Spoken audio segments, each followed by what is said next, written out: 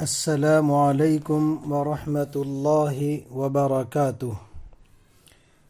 سورہ بقرہ، رکوع نمبر 3۔ بسم اللہ الرحمن الرحیم۔ یا ایہا الناس اعبدوا ربکم الذی خلقکم والذین من قبلکم لعلکم تتقون۔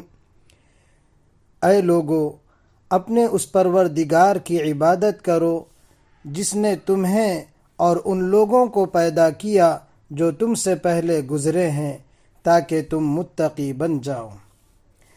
الذی جعل لکم الارض فراشا والسماء بناء وأنزل من السماء ماء فأخرج به من الثمرات رزقا لكم فلا تجعلوا لله أندادا وأنتم تعلمون۔ وہ پروردگار جس نے تمہارے لیے زمین کو بچھونا بنایا اور آسمان کو چھت اور آسمان سے پانی برسایا، پھر اس کے ذریعے تمہارے رزق کے طور پر پھل نکالے، لہذا اللہ کے ساتھ شریک نہ ٹھہراؤ جب کہ تم یہ سب باتیں جانتے ہو۔ وَإِن كُنتُمْ فِي رَيْبٍ مِّمَّا نَزَّلْنَا عَلَىٰ عَبْدِنَا فَأْتُوا بِسُورَةٍ مِّن مِّثْلِهِ وَادْعُوا شُهَدَاءَكُم مِّن دُونِ اللَّهِ إِن كُنتُمْ صَادِقِينَ۔ اور اگر تم اس قرآن کے بارے میں ذرا بھی شک میں ہو جو ہم نے اپنے بندے محمد صلی اللہ علیہ وسلم پر اتارا ہے، تو اس جیسی کوئی ایک صورت ہی بنا لاؤ، اور اگر سچے ہو تو اللہ کے سوا اپنے تمام مددگاروں کو بلا لو۔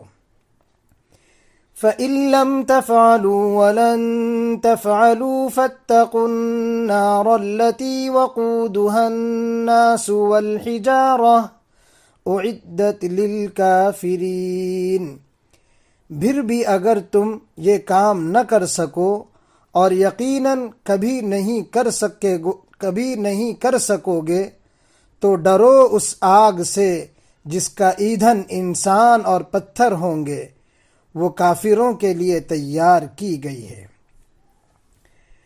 وَبَشِّرِ الَّذِينَ آمَنُوا وَعَمِلُوا الصَّالِحَاتِ أَنَّ لَهُمْ جَنَّاتٍ تَجْرِي مِن تَحْتِهَا الْأَنْهَارُ كُلَّمَا رُزِقُوا مِنْهَا مِن ثَمَرَةٍ رِّزْقًا قَالُوا هَٰذَا الَّذِي رُزِقْنَا مِن قَبْلُ وَأُتُوا بِهِ مُتَشَابِهًا وَلَهُمْ فِيهَا أَزْوَاجٌ مُّطَهَّرَةٌ وَهُمْ فِيهَا خَالِدُونَ۔ اور جو لوگ ایمان لائے ہیں اور انہوں نے نیک عمل کیے ہیں، ان کو خوشخبری دے دو کہ ان کے لیے ایسے باغات تیار ہیں جن کے نیچے نہریں بہتی ہوں گی۔ جب کبھی ان کو ان باغات میں سے کوئی پھل رزق کے طور پر دیا جائے گا تو وہ کہیں گے، یہ تو وہی ہے جو ہمیں پہلے بھی دیا گیا تھا، اور انہیں وہ رزق ایسا ہی دیا جائے گا جو دیکھنے میں ملتا جلتا ہوگا، اور ان کے لیے وہاں پاکیزہ بیویاں ہوں گی، اور وہ ان باغات میں ہمیشہ ہمیشہ رہیں گے۔ ان اللہ لا يستحيي ان يضرب مثلا ما بعوضة فما فوقها فأما الذين آمنوا فيعلمون أنه الحق من ربهم وَأَمَّا الَّذِينَ كَفَرُوا فَيَقُولُونَ مَاذَا أَرَادَ اللَّهُ بِهَذَا مَثَلًا يُضِلُّ بِهِ كَثِيرًا وَيَهْدِي بِهِ كَثِيرًا وما يضل به إلا الفاسقين۔ بے شک اللہ اس بات سے نہیں شرماتا کہ وہ کسی بات کو واضح کرنے کے لیے کوئی بھی مثال دے، چاہے وہ مچھر جیسی معمولی چیز کی ہو یا کسی ایسی چیز کی ہو جو مچھر سے بھی زیادہ معمولی ہو۔ اب جو لوگ مومن ہیں وہ خوب جانتے ہیں کہ یہ مثال ایک حق بات ہے جو ان کے پروردگار کی طرف سے آئی ہے۔ البتہ جو لوگ کافر ہیں وہ یہی کہتے ہیں کہ بھلا اس حقیر مثال سے اللہ کا کیا مطلب ہے۔ اس طرح اللہ اس مثال سے بہت سے لوگوں کو گمراہی میں مبتلا کرتا ہے اور بہت سوں کو ہدایت دیتا ہے، مگر وہ گمراہ انہی کو کرتا ہے جو نافرمان ہیں۔ الذين ينقضون عهد الله من بعد ميثاقه ويقطعون ما أمر الله به أن يوصل ويفسدون في الأرض أولئك هم الخاسرون۔ وہ جو اللہ سے کیے ہوئے عہد کو پختہ کرنے کے بعد بھی توڑ دیتے ہیں اور جن رشتہ داروں کو اللہ نے جوڑنے کا حکم دیا ہے انہیں کاٹ ڈالتے ہیں اور زمین میں فساد مچاتے ہیں، ایسے ہی لوگ بڑے نقصان اٹھانے والے ہیں۔ کیف تکفرون باللہ وکنتم امواتا فاحیاکم ثم یمیتکم ثم یحییکم ثم الیہ ترجعون۔ تم اللہ کے ساتھ کفر کا طرز عمل آخر کیسے اختیار کر لیتے ہو، حالانکہ تم بے جان تھے، اسی نے تمہیں زندگی بخشی، پھر وہی تمہیں موت دے گا، پھر وہی تم کو دوبارہ زندہ کرے گا اور پھر تم اسی کے پاس لوٹ کر جاؤ گے۔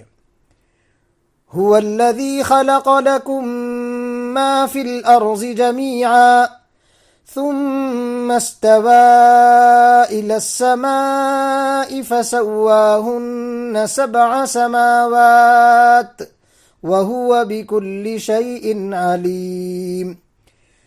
وہی ہے جس نے زمین میں جو کچھ ہے تمہارے لیے پیدا کیا، پھر وہ آسمان کی طرف متوجہ ہوا، چنانچہ ان کو 7 آسمانوں کی شکل میں ٹھیک ٹھیک بنا دیا، اور وہ ہر چیز کا پورا علم رکھنے والا ہے۔